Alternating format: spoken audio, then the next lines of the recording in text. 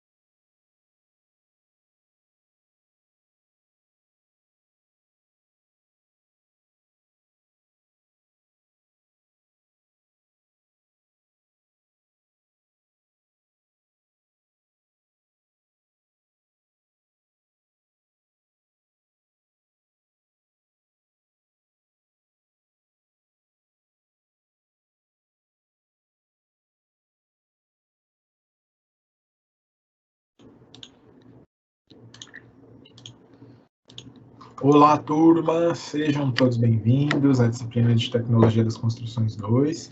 Eu sou o professor Renan Galvão, esse é o nosso nono encontro e a gente já está se encaminhando para o final da disciplina. Nós vamos fechar a unidade 3 hoje. O tema da nossa aula é recuperação de estruturas, então nós vamos comentar sobre as possibilidades de recuperação em estruturas de concreto, madeira, aço, certo? Como de costume, eu deixo o chat de perguntas e respostas aberto, então vão enviando as dúvidas, as contribuições de vocês, para a gente gerar uma discussão, né, ao final da aula, ok? Vou compartilhar minha apresentação.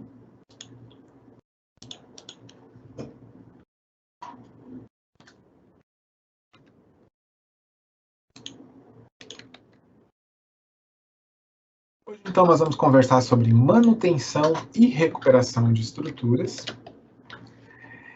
Então, a gente primeiro vai definir o que é manutenção, reforço e recuperação.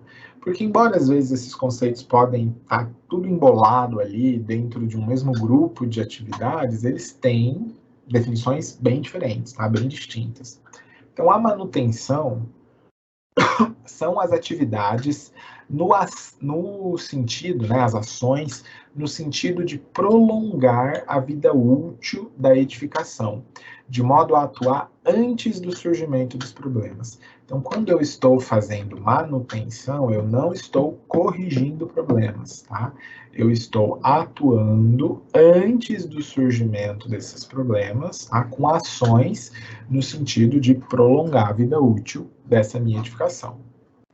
Aí, no reforço, eu viso aumentar a capacidade resistente do elemento em questão, tá? Eu preciso aumentar a capacidade resistente de um elemento, eu estou fazendo o reforço desse elemento. Então, por exemplo, eu tenho uma casa de um pavimento só, né, uma casa térrea, e eu quero aumentar, construir um andar superior, fazer um sobrado. Será que a minha estrutura aguenta? Bom, se ela não aguentar, se ela não resistir, a gente vai precisar o quê? Fazer um reforço dessa estrutura. Tá? Então, quando eu estou aumentando a capacidade de um elemento, eu estou fazendo um reforço. E aí, eu tenho ainda a recuperação. Aí, na recuperação, a gente busca restituir a integridade física da peça, muitas vezes substituindo essa peça. Tá? Então, no caso, né, na aula passada, a gente viu alguns pilares em condições terríveis lá de corrosão. Ali naquele pilar, eu vou ter o quê? Fazer uma recuperação. Tá? Então, até mesmo, né, eu vou recuperar a sua seção, eventualmente trocar um pedaço da sua armadura, recompor o concreto do cobrimento, e se eu ver que não dá, eu vou ter que fazer o encamisamento da minha peça, né? Então, aí o que eu estou fazendo é um trabalho de recuperar aquela estrutura, certo?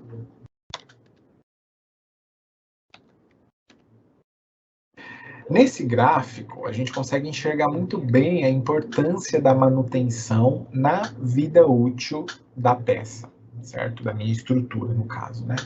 Nós temos um gráfico que vai ter como ordenada o desempenho da minha estrutura e como abscissa o tempo, né? Então, aqui a gente vai enxergar nessas curvas justamente como se dá, né? Ou como vai ficando o desempenho da minha estrutura conforme o tempo vai passando. Certo? Então, inicialmente, a curva de desempenho é uma curva de queda, né? O meu desempenho ele vai ser reduzido conforme o tempo vai passando. E se eu não aplicar nenhum serviço de manutenção, tá? A minha vida útil ela vai apresentar um valor TF1 aqui, né? Então, a minha curva de desempenho ela vem, o meu desempenho vai caindo até que ele chega ali no desempenho mínimo requerido pela minha estrutura e é onde eu já não posso mais usá-la, né? Porque ela atingiu seu desempenho mínimo e não dá mais para utilizar ela, certo? Esse é o tempo de vida útil sem manutenção. Agora, se eu for aplicando manutenções periódicas, as manutenções têm esse efeito de recuperar o desempenho perdido, tá? Então, eu tenho aqui a queda do meu desempenho, aplico uma manutenção, ó, recupero parte do meu desempenho, né? Aí ele continua a cair, aplico mais uma manutenção, recuperei mais um pouco do meu desempenho. Continua a cair, mais uma manutenção, recuperei mais um pouco, até que ele continua a cair e eu, de fato, chego ao desempenho mínimo ali, que marca o fim da vida útil da minha estrutura. Então, olha só, como a manutenção, que vai dando essas recuperadas no meu desempenho, né? Olha como a manutenção prolonga a vida útil, né? Ao invés de ter uma vida útil sem manutenção aqui, né? Essa vida útil ela é prolongada, tá? Consideravelmente. É porque a gente vai aplicando, né? As manutenções periódicas desde a entrega da edificação. Então, antes de se fazer a recuperação e o reforço das estruturas, a gente precisa passar por duas etapas antes. A primeira é a de inspeção do local e a inspeção das manifestações patológicas, e a outra é o detalhamento dos problemas através de ensaios e inspeções. Então, às vezes, né, o diagnóstico da manifestação ou só uma inspeção visual não é o suficiente. Às vezes eu preciso fazer algum ensaio, né, alguma inspeção mais específica, mais detalhada, com algum equipamento, algum instrumento. Os equipamentos necessários para essa vistoria, essa inspeção, né, são aí réguas, trenas, fio de prumo, nível d'água, escova de cerdas metálicas, lupa, lanterna, máquina fotográfica, fissurômetro. Tudo isso vai nos auxiliar a identificar o problema e diagnosticar melhor a nossa manifestação patológica. Quais são as técnicas mais frequentes no diagnóstico, tá? E quem gostou, pessoal, de patologia, quem gostou dessa unidade, gostou de manifestações patológicas, de inspeção, reforço, recuperação, de repente vocês podem prolongar os estudos de vocês aí e trabalhar, fazer uma pós aí de avaliação de bens, uma pós de perícias, né? Geralmente é pós em avaliação de bens e perícias, onde vocês vão estudar, fazer perícia de edificações, vão estudar bastante manifestações patológicas, então de repente vocês podem migrar aí para essa área, ou trabalhar na parte de estruturas, mas na parte de recuperação de estruturas, né? Reforço ou recuperação de estruturas, então existe aí uma área de mercado para quem gostar desse assunto, né? Então, quais são as técnicas mais frequentes para diagnosticar as minhas manifestações patológicas, tá? Então, dentre as técnicas, nós temos o levantamento de espessura carbonatada, proporção de cloretos e sulfatos, extração de amostras por meio de testemunhos, tanto do concreto como da armadura, determinação da massa específica, da permeabilidade, da resistência mecânica do concreto, isso vai dizer se o concreto está muito poroso ou não, medição do potencial elétrico do concreto, a intensidade da corrente de corrosão, vai nos dizer das várias informações sobre o estágio da corrosão na minha peça. Temos ainda radiografia, gamografia, execução de prova de carga, tá? Mas o ideal sempre é que a gente opte por técnicas não destrutivas, sempre que possível, tá? Para a gente não danificar, né, a nossa estrutura mais do que já está. Aí, pensando na recuperação de estruturas de concreto. Ao se iniciar, a gente precisa garantir a correta preparação da superfície para receber o novo material, né? Lembra, na recuperação, a gente está sempre substituindo, né? Muitas vezes substituindo o material que já não funciona mais, né? Então, eu estou sempre recuperando a capacidade resistente que o meu material original perdeu, certo? Então, eu preciso preparar muito bem a superfície antes de aplicar o novo material, tá? A base que vai receber o novo material precisa, lembra lá no caso de recuperação de corrosão, né, de um elemento muito corroído, a gente limpava, né, escarificava toda a região, o concreto do entorno, né, então tem que limpar muito bem. Aí a base que vai receber esse novo material tem que ter uma resistência adequada e ser sólida, é claro. E a gente precisa se atentar também quanto ao tratamento da superfície da junta entre os dois materiais, tá? Esse cuidado visa garantir a aderência entre o sistema de reparação e aquele que está passando pelo processo de reparo. Então, muitas vezes a gente vai, né, passar algum elemento que ajude a aderir, algum material, produto que ajude a aderir, tá? Alguma película ali na superfície antiga, tá? Então a gente vai passar algum material, alguma pintura ali que nos ajude a aderência, e daí a gente vem com a argamassa nova, né? O material novo, porque a gente precisa garantir que esses dois materiais estão aderidos, tá? Eles precisam estar aderidos, porque senão, né, a recuperação não vai funcionar. No caso de uma recuperação superficial de estruturas de concreto, né? Que a gente faz? Primeiro a gente vai delimitar a área, né? Então, nós temos aqui a região danificada, essa é a área a ser reparada. A gente vai delimitar uma região no entorno dessa área com um disco de corte. Na sequência, a gente vai fazer a saturação do substrato, só que sem causar empossamento, tá? Depois a gente vai aplicar o material de reparo, por exemplo, uma pasta de cimento com adesivo polimérico no traço 3:1:1, tá? Esse adesivo polimérico é para ajudar a aderência da superfície antiga com o substrato novo. E na sequência deve-se esperar aí uma cura, né, o período de cura, fazer uma cura úmida ou química. A cura química é interessante porque forma uma barreira acrílica contra a perda excessiva de água, né? Então aí a gente vem, né, delimita essa região e aplica um material novo, tá? Agora, quando eu tiver que fazer uma recuperação profunda de estruturas de concreto, aí nós vamos precisar delimitar a área, saturar o substrato sem causar empossamento, tá?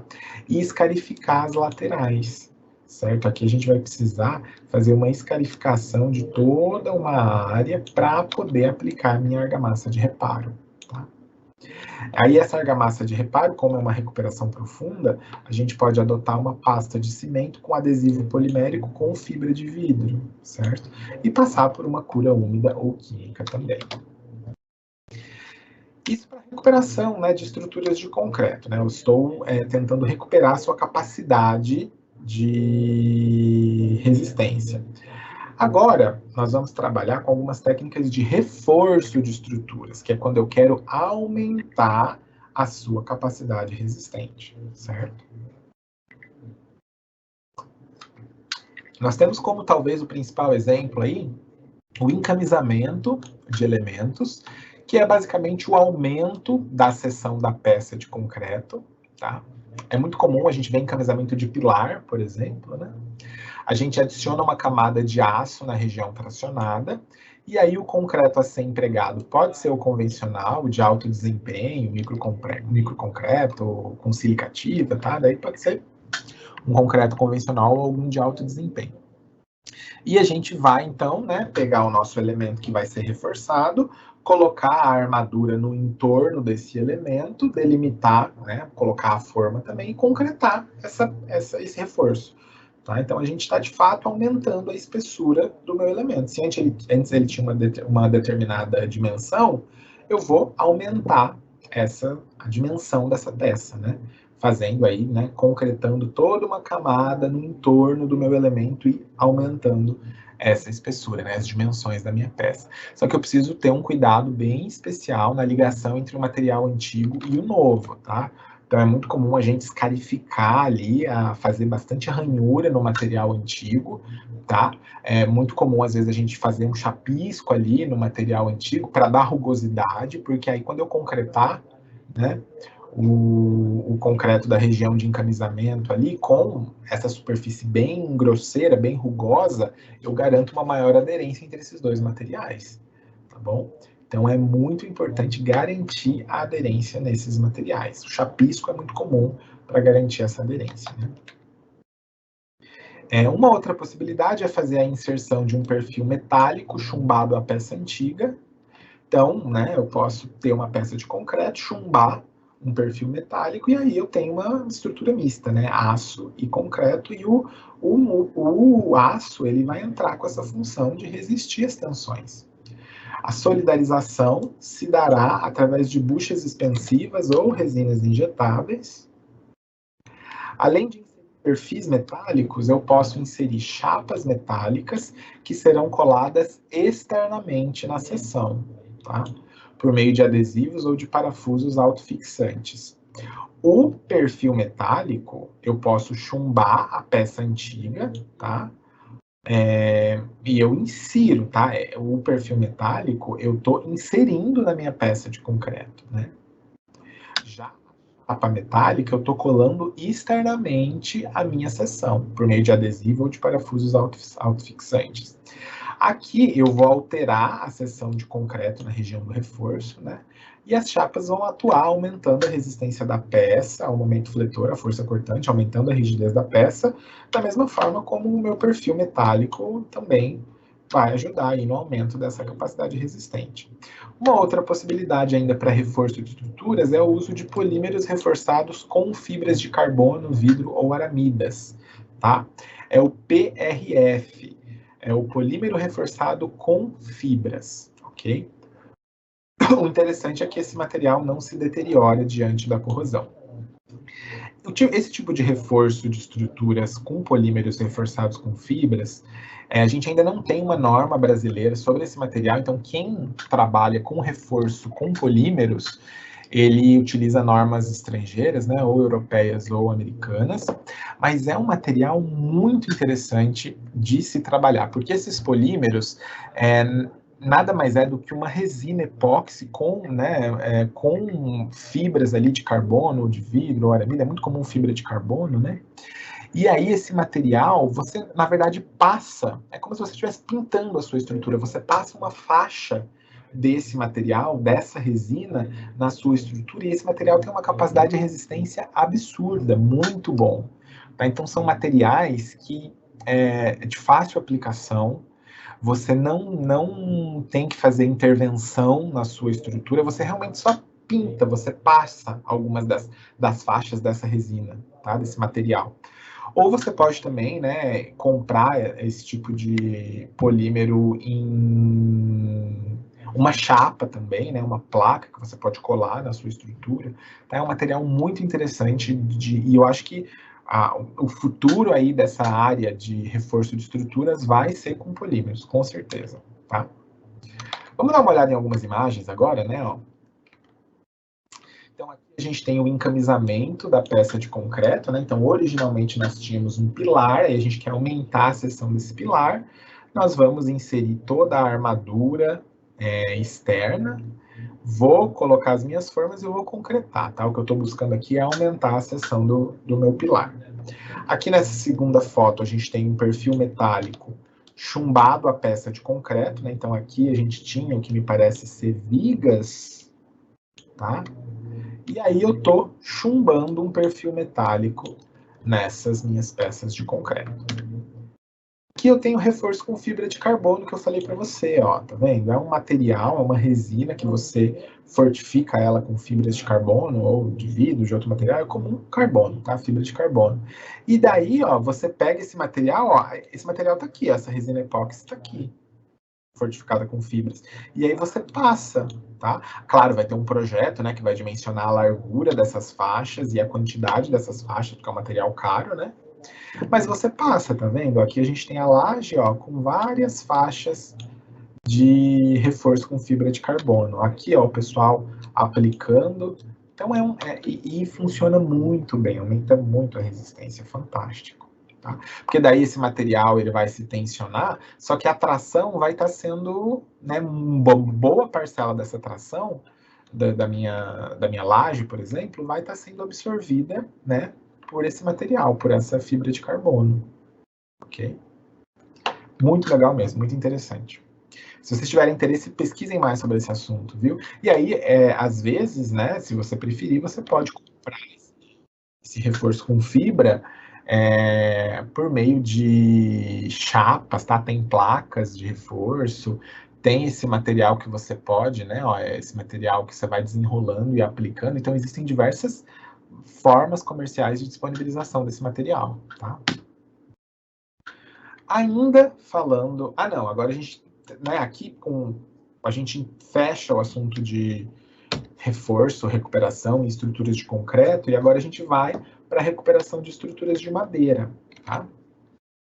Até aqui alguma dúvida, pessoal?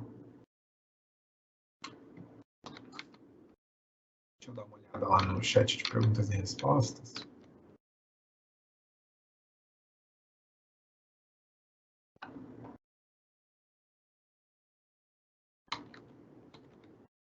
Vamos ver, não recebemos nada aqui por enquanto, vocês estão quietinhos hoje, vamos dar continuidade então, tá? Bom, agora nós vamos discutir sobre recuperação de estruturas de madeira. Então, caso a capacidade resistente de uma estrutura de madeira já não seja mais satisfatória, né, uma técnica de reforço consiste sempre na adição de uma outra peça ligada a ela. Tá? Então, para madeira, eu vou sempre adicionar uma peça, tá, como uma peça de reforço à estrutura que eu quero reforçar. Essa peça que eu vou adicionar pode ser madeira, pode ser de madeira, pode ser uma peça metálica, pode ser uma peça de concreto. Tá? O método tradicional é o de substituição. Ou eu posso ter o método mecânico e adesivo, que é o método de adição de uma nova peça, ou o método de encamisamento com concreto, certo?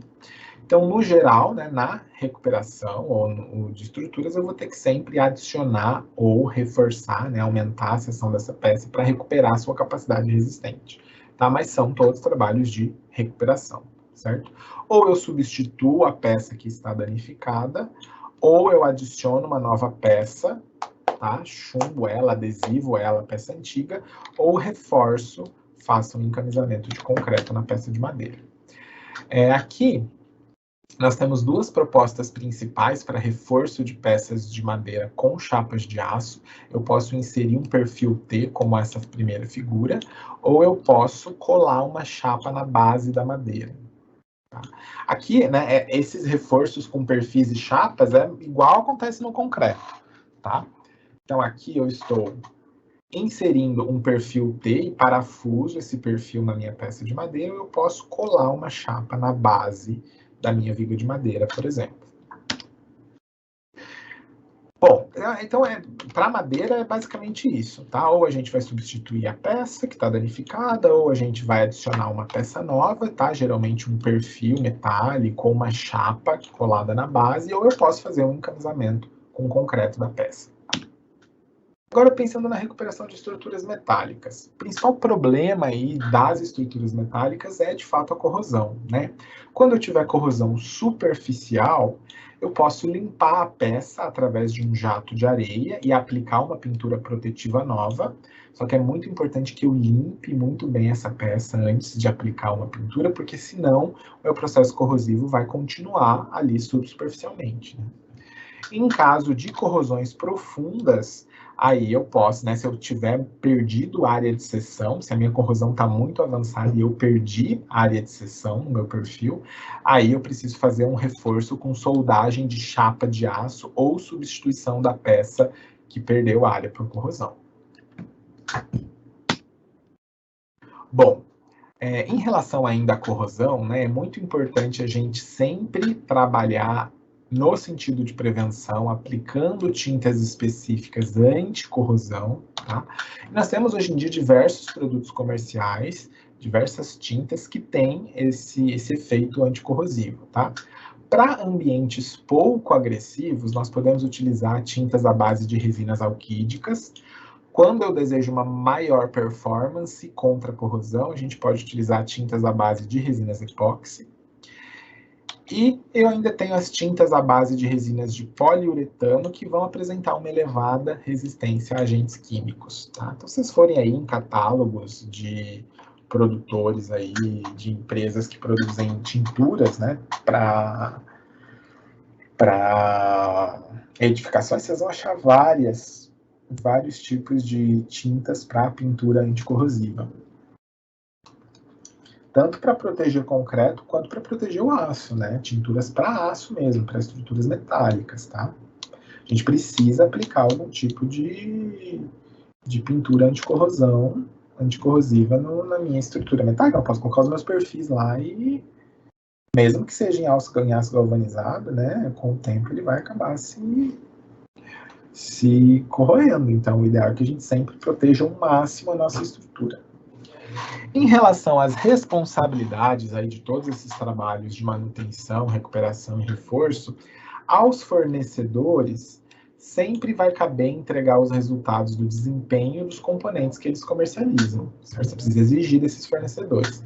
Já dos projetistas, cabem aos projetistas especificar os sistemas e a vida útil de cada um com base nas exigências mínimas de norma. Aos construtores, caberão aí as responsabilidades de providenciar os estudos técnicos requeridos e apresentar os condicionantes que possam implicar em risco. Então, os construtores, eles sempre vão entregar a obra, eles devem, pelo menos, entregar a obra com o manual de uso, operação e manutenção da edificação, assim como o manual das áreas comuns, né? Não sei se vocês já compraram um apartamento, mas muito provavelmente, quando vocês, né, se vocês já compraram ou se vocês forem comprar, quando vocês receberem a unidade ali, o apartamento, vocês vão receber um manual de uso e operação, tá? Que a construtora precisa fornecer. E aí cabe, né, aos usuários proceder com as manutenções periódicas indicadas no manual, né? E ao condomínio cabe também as manutenções periódicas de todos os sistemas, né, prediais ali da obra, tá? Então cada um tem a sua parcela de responsabilidade, né? Se os usuários não procederem com as manutenções, eu vou ter problema, né? E daí essa responsabilidade já é, né? Se o usuário não seguiu as manutenções previstas pela construtora, aí quem tem responsabilidade é o usuário por não ter agido, né? Em alguma eventual manifestação patológica oriunda de falta de manutenção. Muito bem. Temos alguma dúvida? A gente vai resolver uma situação, um problema agora, tá? Já estamos no finalzinho da aula. Vou abrir alguns minutinhos para dúvida, pessoal. Vocês têm alguma dúvida, alguma contribuição aí? Vocês já trabalharam ou estagiaram, né, em alguma, dentro aí dessa área de manutenção predial, reforço e recuperação de edificações? Já, de repente, estagiaram na parte de perícia? Vão contando aí para mim, né? Compartilhem aí as experiências de vocês dentro dessa área. Alguma dúvida também até aqui? Vou deixar alguns minutinhos e eu volto já para a gente resolver a situação problema, ok? Estou de olho aqui no chat, aguardando vocês.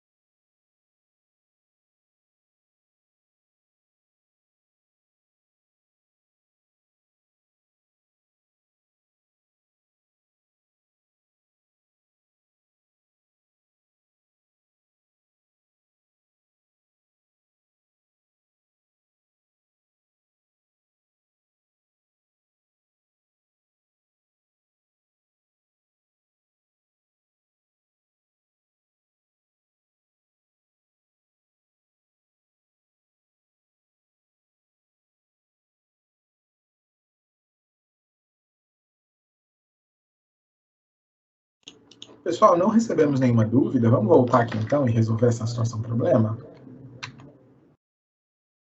Bom, então, na SSP você foi contratado por um condomínio para projetar e executar uma reforma em um edifício residencial. A edificação possui 10 anos, durante os quais nunca passou por qualquer reforma, nem nenhum serviço de manutenção. O prédio ele apresenta desgaste na pintura, piso, revestimento, o revestimento está com início de desgaste, está solto, etc. Você ficou especificamente responsável por explicar aos moradores a situação do pilar, esse pilar aqui, ó, pilar tenebroso, hein? Qual metodologia deve ser empregada na sua correção? Então é um pilar, né? Nesse nível aí, nesse estágio de corrosão, é assustador demais, né? Ó, o concreto já está todo desplacado, absolutamente desplacado. A corrosão aqui dessa armadura está super avançada. Bom, então, como que você procederia, né, para a solução aí? O que você proporia para os seus contratantes em relação à reforma, né? Aqui no caso, né, uma recuperação e muito provavelmente um reforço desse pilar. Qual seria então a forma de corrosão? Bom, primeiro você terá que remover as partes soltas de concreto, tudo isso aqui está solto, né? Isso aqui não tem cobrimento nenhum. Retira tudo isso, tá? Na sequência você precisa retirar a ferrugem e verificar se houve perda de seção da barra. Então você vai ter que limpar muito bem essas barras de aço que já estão aparentes, retirar toda a ferrugem, certo? E verificar se perdeu seção. Perdeu muita seção, tá? Aí você vai ter que verificar se a estrutura vai necessitar de reforço ou não, né? Porque muitas vezes você pode limpar essas barras, verificar que não perdeu seção, sua estrutura está segura, então vai lá, né? Concreta de novo o cobrimento e boa. Mas, em casos de corrosão muito avançados, aí você vai precisar fazer, né, um reforço de fato, né? Fazer um encaminhamento desse pilar, aumentar essa seção, né, por segurança. Então, tem que verificar as regiões em que o concreto está carbonatado e remover essa região, tá? Escarificando a superfície. Por quê? Porque a carbonatação, ela inicia o processo de corrosão na minha armadura também. Tá? Então já olha bem esse pilar, verifica onde que tem concreto carbonatado e se tiver já remove tudo e aplica um novo, certo? E caso haja necessidade de reforço, se você notou, né, se você perceber que o aço perdeu muita seção transversal, aí você tem que fazer, né, pedir um projeto estrutural de reforço para esse pilar.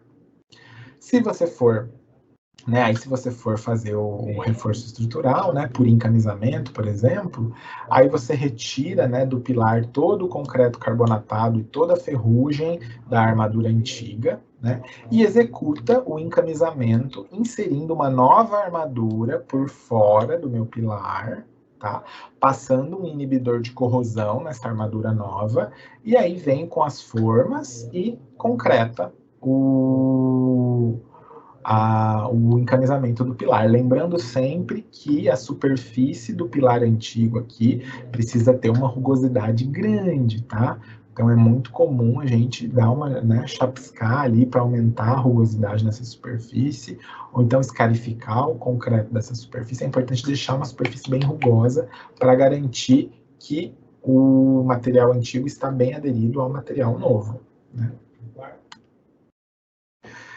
No caso, né, com essa figura a gente viu na aula passada, né, nos casos em que não precisa fazer encamisamento, a gente precisa só recuperar ali naquela região, nós podemos fazer, né, então, uma delimitação da área com disco de corte, aí a gente faz a escarificação, retira o concreto da região, limpa bem, retira a ferrugem da barra, limpa a ferrugem da barra, se precisar, né, corta ela e substitui, mas o ideal é que, né, se não tiver perdido muita seção, daí, se tiver perdido muita seção, daí você vai ter, né, que eventualmente cortar a seção enferrujada, conectar uma barra nova e fazer a ancoragem dessa barra nova, a barra antiga, né? Mas se não, limpa bem a ferrugem, aplica aqui uma pintura protetiva, né, uma película protetiva anti-corrosão, aí aplica, né, um material colante entre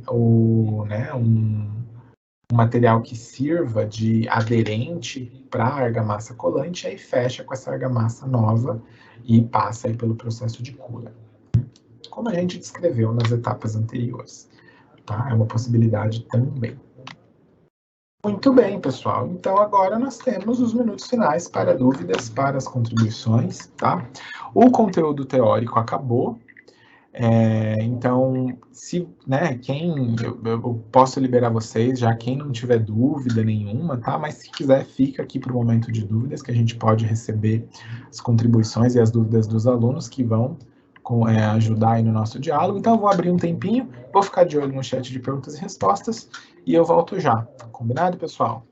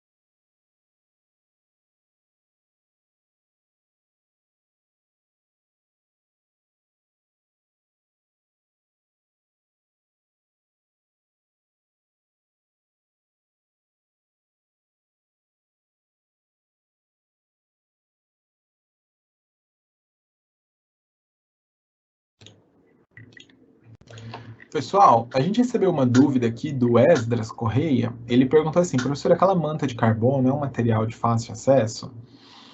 Não é fácil acesso não, Esdras. Não é comum ainda não, viu? Não.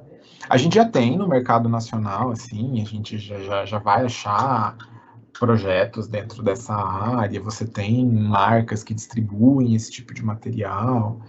Então, já se popularizou mais, mas ainda fácil acesso não, tá? Ainda tá uma popularização, tá num estágio de popularização ainda, né? Não é muito comum ainda, mas já tá aumentando bastante a utilização desse tipo de reforço. Porque, por exemplo, a gente não tem norma brasileira ainda, né, que vai dar os requisitos aí para esse tipo de projeto. Então, quem faz projeto com reforço com fibra de carbono, eles fazem baseado em normas estrangeiras, né? Por exemplo, se sair uma norma brasileira, tá? Isso vai ser um fator muito importante para a popularização da técnica, viu? O surgimento de normas ajudam a consolidar a técnica dentro do mercado, né? Mas por enquanto, sim, fácil acesso não é tão popular, mas existe e é possível, tá? É possível, né? Que aí você vai ter que ter projetistas mais específicos, né? Você tem que contratar um cara que projeta nisso, né? Que sabe fazer o projeto disso. Então, já começa a ser um pouco mais difícil encontrar mão de obra, tá? Principalmente para projeto, né? E para fazer também, né? Para executar tem que ser pessoal com capacidade técnica. O Esdras perguntou também quais seriam as vantagens e desvantagens nesta aplicação. Olha, Esdras, eu gosto dessa tecnologia e eu acho que como desvantagem a gente tem apenas o custo a princípio, né? Que vai ser um pouco mais caro, mas depende também, né? Tudo tem que fazer uma viabilidade financeira aí, porque dependendo do elemento, aí se você for fazer um encamisamento e tal, ou um reforço com alguma chapa metálica, né? Se for uma área grande, pode ser que a sua outra solução saia mais cara. Então, eu poderia apontar como desvantagem o preço, que vai ser um pouco mais caro, e a mão de obra, que tem que ser especializada, sim, né? Principalmente projetista, tá? Não vai ser qualquer escritório de projeto que vai conseguir projetar reforço com esse material, né? Porque são materiais diferentes, assim, você tem que fazer outras considerações completamente diferentes, tá? E vai ter que utilizar normas estrangeiras para isso. Mas vantagens são várias, viu? Esse material é um material com uma capacidade resistente muito maior do que o aço, tá? E o concreto. Eu tinha uma apresentação que eu preparei sobre esse material, uma apresentação curtinha, mas não está aqui, não está comigo agora. Eu posso até mostrar na próxima aula, qualquer coisa, tá? Que aí nessa apresentação tinha os valores das resistências máximas, né, desse material. O módulo de elasticidade desse material também é bem maior do que o concreto ou o aço, tá? Então ele tem um desempenho muito... Por isso que a gente pode aplicar a pequenas faixas, tá? Porque a capacidade de resistência dele é tão mais alta que aí eu posso aplicar em pequenas áreas, né? Espessuras pequenas e em pequenas áreas onde eu vou ter esse material resistindo às tensões de tração, né? Ele funciona como um reforço ali ao aço, né? Nas resistências às tensões de tração. E acho que a maior vantagem dele é que ele é apenas entendeu? Uma faixa ali, uma faixa que você aplica, né? Uma manta que você aplica, um pedaço de manta que você aplica, ou então de fato ali, né? Você pode aplicar com um pincel ali, né? Pode ser uma faixa ali. Então, não tem intervenção estética, é muito fácil de fazer, né? Não tem intervenção, você não tem que mexer na arquitetura do prédio, né? Não é nada destrutivo, você não tem que inserir nenhum perfil, chumbar nada, você não precisa aumentar, fazer encamisamento, então é muito fácil, né? Em termos assim de ser uma tecnologia que não é nada destrutiva, né? Vamos aqui, mais dúvidas do Esdras. O Esdras perguntou o seguinte, deixa eu publicar aqui, peraí.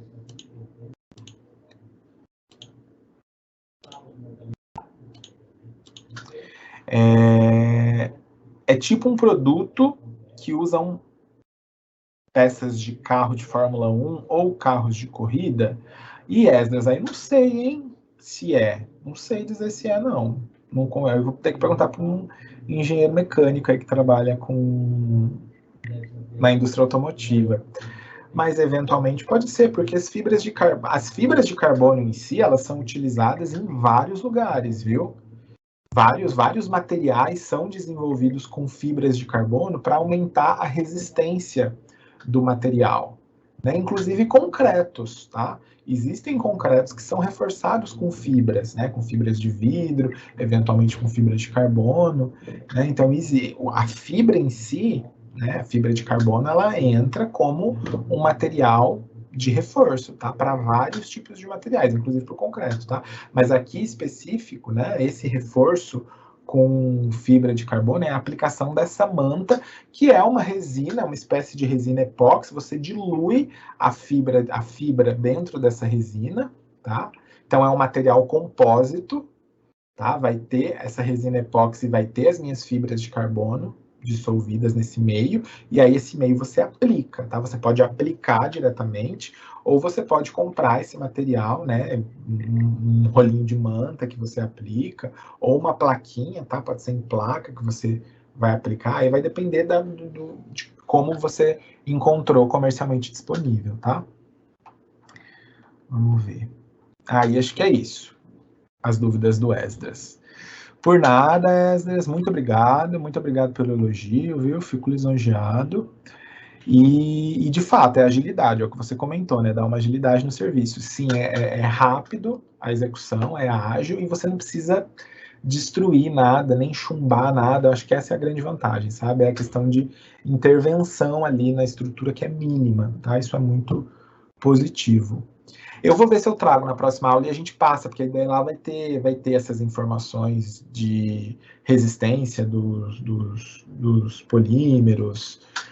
Eu vou mostrar para vocês. Na próxima aula eu trago, tá? Eu tenho essa apresentação, eu lembro de trazer, aí no comecinho da aula a gente discute ali rapidinho, tá? Combinado. Pessoal, então, o nosso tempo acabou, também não recebemos mais nenhuma dúvida, então eu vou encerrando a aula por aqui, tá? Desejo a todos aí um bom fim de semana, bom descanso, e nos vemos na próxima aula, combinado? Um abraço, pessoal, até a próxima. Tchau, tchau.